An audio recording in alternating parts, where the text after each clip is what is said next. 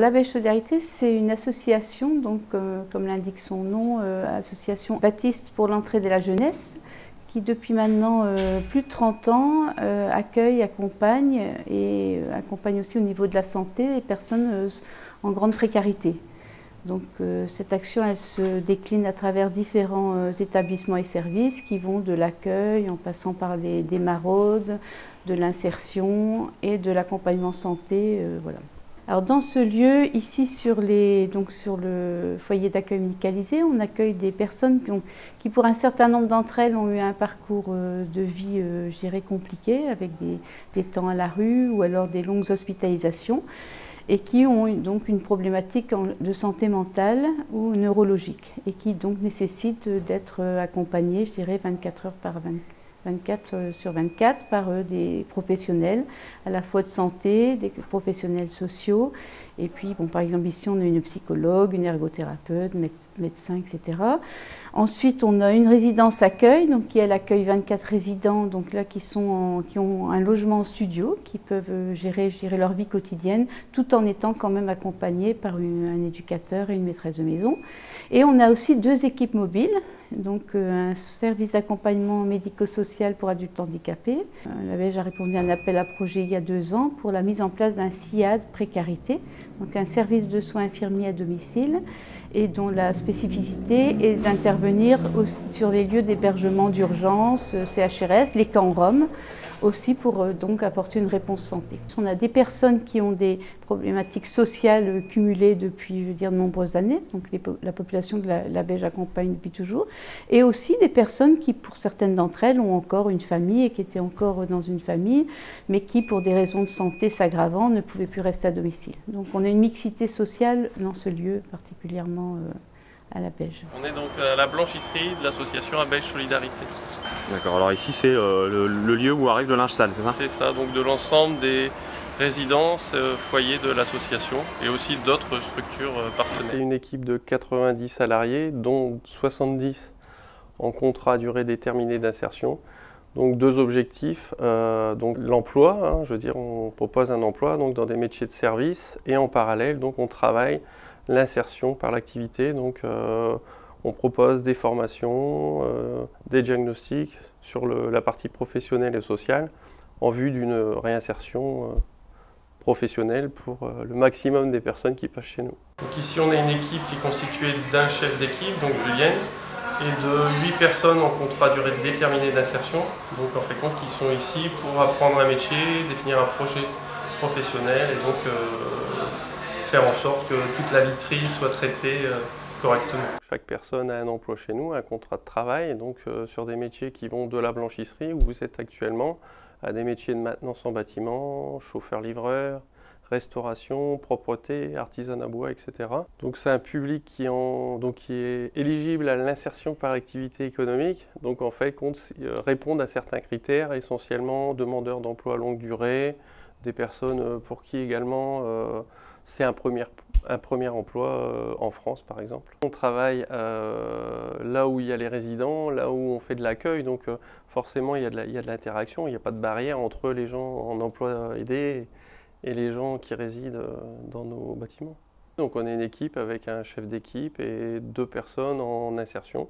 Donc lorsqu'un résident quitte un logement, c'est une équipe de rénovation bâtiment aussi qui dépend du pôle IAE qui intervient pour rénover et remettre en état avant l'arrivée d'un nouveau résident. On va dire, nous, on a la chance de pouvoir avoir la Belge comme, entre guillemets, terrain de jeu pour notre atelier d'insertion. C'est-à-dire qu'on a tout à proximité, on a les logements, on a un restaurant, on a pu créer une blanchisserie du fait de l'activité principale de la Belge.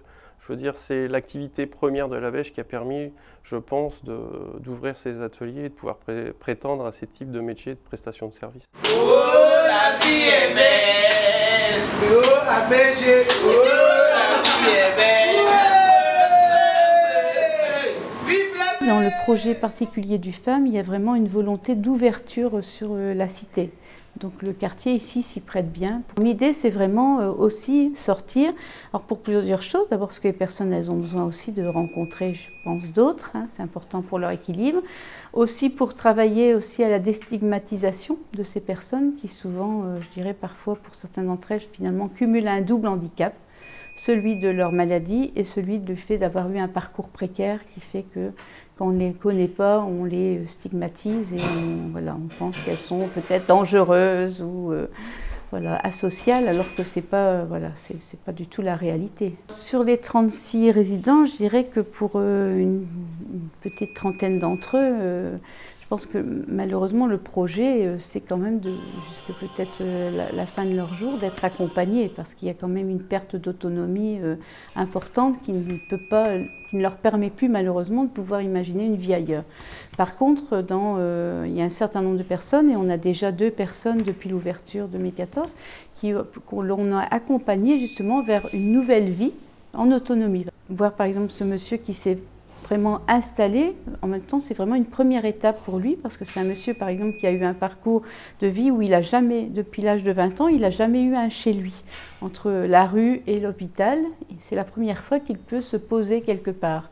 Donc je pense qu'il a d'abord besoin de pouvoir comprendre ce que ça veut dire être chez soi, pouvoir mettre ses pantoufles, pouvoir se mettre ce qu'on veut, se sentir chez lui, pour peut-être dans un deuxième temps, pourquoi pas envisager un autre chez lui. Donc je pense que c'est une étape indispensable.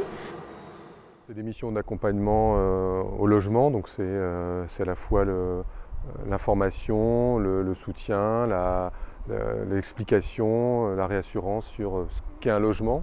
Parfois ça peut faire peur. Le travail autour de la solitude, éviter que les personnes seules, parce que là on n'a que des studios, donc 32 studios, donc c'est essentiellement des personnes seules qui y vivent. Comment accepter, supporter, mieux vivre la solitude. Donc on peut traiter à la fois les loisirs, la culture, l'accès au sport, la parentalité, la santé, la gestion budgétaire, enfin tous les aspects de la vie d'une personne. L'outil est un outil technique, c'est le logement, c'est les murs, c'est la structure même du dispositif, mais c'est vrai qu'on travaille sur toute la prise en charge humaine et tous les axes de la vie de la personne. Et c'est comment on met aussi les personnes en lien avec les dispositifs déjà existants. Puisqu'il y a déjà en ville des CCAS, des structures médicales, enfin voilà. Mais la temporalité, c'est 2 ans. On est sur des prises en charge de 6 mois renouvelables dans la limite de 2 ans. Voilà. Et après 2 ans, en fonction des situations, on peut demander une autorisation exceptionnelle de prolongation au service de l'État qui finance ce dispositif. C'est un peu du logement tremplin en résidence sociale. C'est que les personnes n'ont pas pu avoir accès direct au logement autonome, et en passant par cet accompagnement à la Beige et par ce type de logement, elles peuvent prouver, montrer qu'elles sont capables de s'en sortir seules avec très peu de soutien, et on peut du coup prouver aux bailleurs publics, aux propriétaires privés que les personnes, bien qu'elles aient des difficultés, des parcours de vie parfois difficiles, peuvent vivre un peu comme tout le monde, comme nous, comme vous, et avoir une vie ordinaire en ville, sans accompagnement nécessaire et obligatoire. Quel est le regard des habitants sur le quartier? Je pense qu'avant notre arrivée, beaucoup de craintes, parce que qui dit à Beige dit personne à la rue, et aussi beaucoup de représentations pas forcément positives. Il faut encore faire connaissance, je dirais, et donc on y travaille, on continue de travailler. La Wiki Radio, par exemple, était un des outils qu'on a mis en place aussi dans ce but-là, vraiment de travailler justement au fait que les gens découvrent que ces personnes qui habitent ici, qui peut-être quand elles sortent dans la rue peuvent paraître peut-être un peu étranges par leur manière de parler, de se tenir, etc., sont tout à fait des personnes aussi qui ont des ressources, des choses à donner. On a des personnes qui ne peuvent plus vivre seules de par leur handicap, mais qui ont encore des capacités, des choses à vivre et à donner, et à partager, et des belles richesses à donner aux autres. Donc voilà, on y croit, mais c'est un travail, je pense, qui se fait sur... il faut laisser le temps au temps aussi. Et... Ce sera la mascotte, la petite mascotte. Allez, le caramel, prenez en photo le caramel. Vous l'avez pris? Ouais. Je vais le voir un coup.